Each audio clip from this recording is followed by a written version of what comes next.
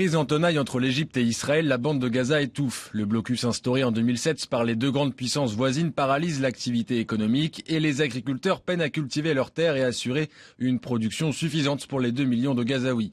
Les terres agricoles occupent plus du tiers des 360 km² de la bande de Gaza, une source de revenus essentielle à l'économie palestinienne. Cependant, les agriculteurs subissent de plein fouet les attaques israéliennes, des attaques qui freinent les rythmes de production et détériorent les terres cultivables, et ces agressions prennent des formes inattendues. Des pesticides sont diffusés pour empêcher toute culture agricole. L'armée israélienne dégage ainsi le champ de vision de ses soldats au sol sur les zones frontalières. Ils empêchent toute production agricole. L'armée israélienne ne néglige rien et use donc de tous les artifices pour dégager le champ de vision de ses troupes sur le terrain. Des pesticides toxiques le long des zones frontalières, des herbicides qui éradiquent toute forme de végétation et rendent improductifs les champs majoritairement palestiniens. Des actions vivement critiquées par le ministère palestinien de l'Agriculture.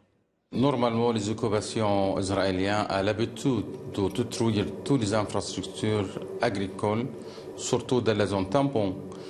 Et de temps en temps, il y a des agressions intensives qui ont détruit toutes les infrastructures sous le prétexte de garantir une vision absolue pour son armée.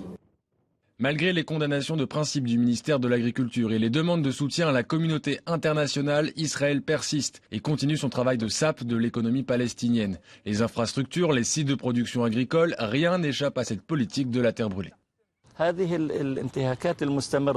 Ces attaques israéliennes n'ont qu'un objectif, tuer l'économie agricole palestinienne qui alimente les habitants de Gaza. Mais on ne peut rien faire contre ces agressions.